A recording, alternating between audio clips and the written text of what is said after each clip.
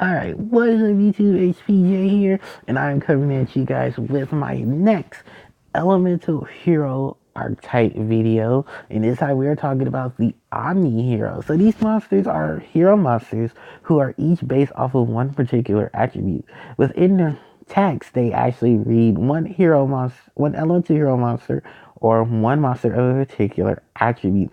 All of these monsters, surprisingly enough, were featured somehow within the Yu-Gi-Oh game, or the Yu-Gi-Oh manga. Sadly enough, none of them were featured in the Yu-Gi-Oh anime, as the anime was mainly exclusive to just Jaden's main deck hero monsters, and then a couple of the special things there, as well as the Neostrations, which I also do a video about them as well.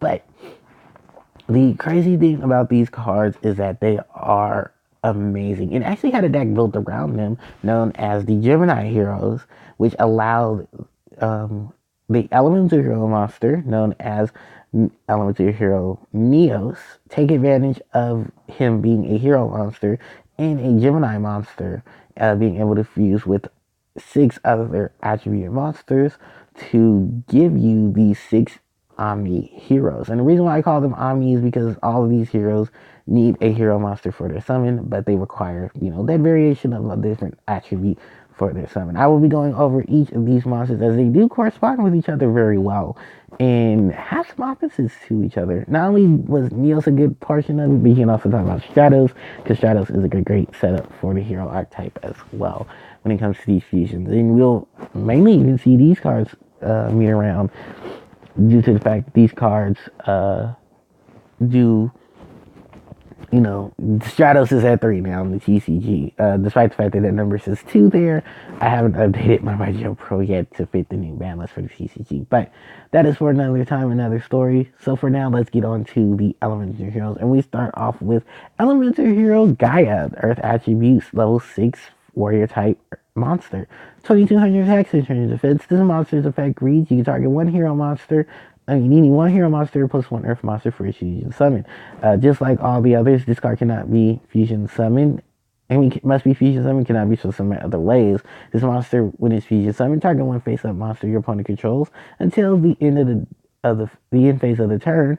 Its attack is half, and this monster gains the same attack as that monster. Elemental Hero Gaia does have an evil counterpart in some way of Evil Hero Dark Gaia, but for the most part, they just share the same name, Gaia, and the same attribute. This monster was used in the Yu-Gi-Oh manga as one of Jaden's monsters, alongside the Elemental Hero Terraforma. These monsters do have a similar amounts to them, as they both relate to the Earth. This monster does have an opposite correspondent to it, which is the Elemental Hero Great Tornado, but I will get to Great Tornado in a minute because I need to talk about the Elemental Hero Absolute Zero. So this monster is a level 8 water attributed warrior type fusion monster who has 2500 attack, 2000 defense. One hero monster plus one water monster for its fusion summon. Must be fusion summon. So this is the only one that has the exclusion of must be fusion summon. So you at least fusion summon it through other ways. The crazy thing about the Elemental Hero Absolute Zero, before I go in, actually I'll go into his effect, then I'll talk about it more. His effect is that he gains 500 attack for each other water monster on the field. If this card leaves the field, destroy all monsters your opponent controls. So this guy is pretty much Regeki when it triggers its effect. And if you combine it with cards like Mass Change and go into Mask Hero Acid, you can do some massive damage to your opponent's board. But this monster is also featured in the manga as it was one of Jaden's cards while combining both Jaden's Elemental Heroes Absolute Zero and Elemental Heroes Ice Edge. The crazy thing about Ice Edge is that it's supposed to be a child form of Absolute Zero. I didn't really feel like putting Ice Edge here. I really didn't. But there is a good, cute, adorable monster, and I'll talk about it more when I talk about the main deck heroes. In the following video. But Absolute Zero's name is actually from the derivative of a certain point of freezing, which can kill anything at that freezing point or below. This is a crucial thing, which is also funny because its corresponding Elemental Hero is Elemental Hero Nova Master, and I'll actually get into that monster soon too, because these two are polar opposites as well. But this is one of the only Elemental Hero fusion monsters that doesn't just require it requires any hero monster. And it was a deck built around him completely, just literally using him, Destiny Heroes, DC Diva, and Water setup for that. It's just a crazy, fun little deck that was built between these two. Since we're going in chronological order, we can now move on to the Elemental Hero, the Shining. One who's a level 8 light attribute warrior type monster. 2600 attack, 2100 defense. Its effect, its stat lineup is 1 hero monster plus 1 light monster. This card gains 300 attack for each of your banished Elemental Hero monsters.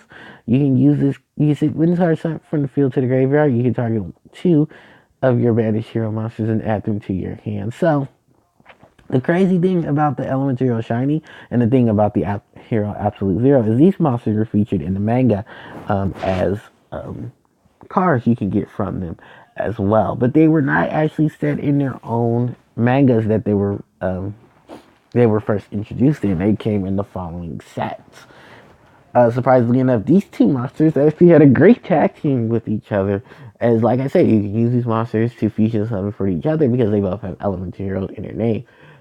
And funny enough, you can use it for any of the other Elemental Hero fusions and benefit from that. The Shining does have a counterpart, of course, in the forms of Esquiardo, who I will talk about soon enough. This monster gains attack for each banished Elemental Hero monster, similar to Shining Flare Wingman and Shining Phoenix Enforcer, who gain attack equal to the number of monsters that are Elemental Hero as well. Although they get theirs from the graveyard, the Shining gets theirs from the banished.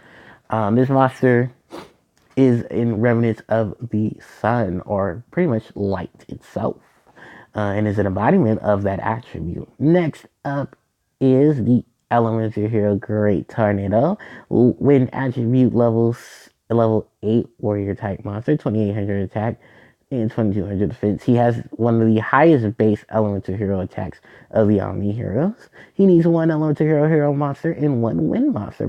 And his effect is, when his card features summon, half the attack and defense of all face-up monsters your opponent controls. So, let's talk about the comparison between Great Tornado and Elemental Hero Gaia. So these monsters have an opposite setup, one being wind, one being earth. Gaia picture is more depicting on his left hand, while Tornadoes is more depicting on his right, while his left is covered. Gaia's is not really more focused on than his right hand. While this monster has the ability to target all face-up monsters your opponent controls and has their attack, Gaia can only target 1. Great Tornado is pretty much the remnants of wind itself, as a tornado is a vortex of wind that is combined by both hot and cold air, and this air pressure is released into a form of a cyclone. That turns a spiral of wind that turns itself into a tornado and can do some pretty devastating things to the earth itself, because many people have been through tornadoes themselves. This monster was actually featured in, it was first released in the Legendary Collection 2, the Dual Academy Years, which is funny enough because the hero archetype itself, the Omni Heroes didn't build till then. Elemental Heroes Absolute Zero and The Shining were actually manga releases, while this monster was in a Legendary Collection itself. We're going to move on to the next monster, and that is Elemental Hero Nova Master, level 6 Fire Attribute Warrior type monster with 2600 attack, 2100 defense, and his summon is one Elemental Hero monster and 1 Fire monster. He shares a similar setup with the other hero, with his opposite Nova Master, where it says you must first be fusion summoned. Must be fusion summoned. So I guess it requires must be fusion, can be fusion in other ways. I don't know. This game is weird. But anyway, if the card destroys an opponent's monster by battle, draw 1 card. So this monster was supposed to be the fire equivalent to Elemental Hero. I think it was Elemental Hero Inferno. Who is pretty much one of Jaden's monsters as well in in the manga, and actually, funny enough, uses Inferno as his fusion material. The crazy thing about this monster, just like Absolute Zero, is that they are polar opposites. Absolute Zero is pure ice, while Elemental Hero Nova Master is pure fire. A nova is actually a series in which a star is born. It is born through prevents heat, tons of heat actually, and that heat reaches over a certain amount of temperature, which I do not know off the top of my head. But a nova is something you do not want to, you want to see but not be a part of in terms of physically being there, unless you can absorb fire. Now, the thing about the Nova Master is that unlike Absolute Zero, he is standing up, while Elemental Hero Absolute Zero is sitting down. Sorry, I don't know why I moved over from Absolute Zero. But these monsters are two both polar opposites of each other. And the funny thing about Nova Master, he was the one of the Elemental Heroes that was included in the main set. I believe his main set was either, what is it? I'm trying to think of what it was one of the Zexal sets I know this card was in. It was probably either Generation Force he was in as an Ultra Ultimate, or he was in Photon Shockwave as an Ultra Ultimate. And the crazy thing about the Elemental Hero Nova Master is that he really doesn't have too much to support him, but he was really used in a counter to fire decks if anywhere around. I think the main ones were Birdie, or not Birdie Mist, but Fire Fists, as they are a fire attribute deck. It can take a good counter to them in terms of just, super polarization. Take your very important Fire Fist monster and I'll turn it over into a hero. Oh, also to note, Goga and Logia, because I think both of them were also fire attribute as well. And they couldn't negate super polarization because these effects cannot be negated. Last but never least is the Elemental Hero Esquiardo. Dark Attribute level 8 warrior type monster, 2500 attack, 2000 defense, 1 hero monster, 1 dark monster. I'm not going to read that because I wasn't supposed to read that, but similar effects to some of the other hero fusion monsters. This card gains 100 attack for each Elemental Hero monster in the graveyard. So unlike Elemental Hero the Shiny, who is its polar opposite, Esquiardo name is actually Portuguese for the word darkness. So this would be easily translated into Elemental Hero Darkness. But I guess they didn't want to do that. They wanted to be a little fancy with the name and just named him Esquiardo. But Elemental Hero Esquiardo is Jaden's Dark Omni Fusion monster. He is pretty much, well, I guess you could say she, because Esquiardo and Darkness have actually a similar aesthetic to each other, as their costumes are pretty much the same. The crazy thing about these two monsters is that the thing about this monster and its counterpart, the Shining, is these monsters don't have a similar opposite setup to each other. While the Elemental Hero, the Shining, has a light luminescent background with its arms folded, you have Esquiardo, who has his arms folded with a more I don't know. It's not luminescent. I forget what the term is for a dark background, but yeah, it has the opposite of a luminescent background.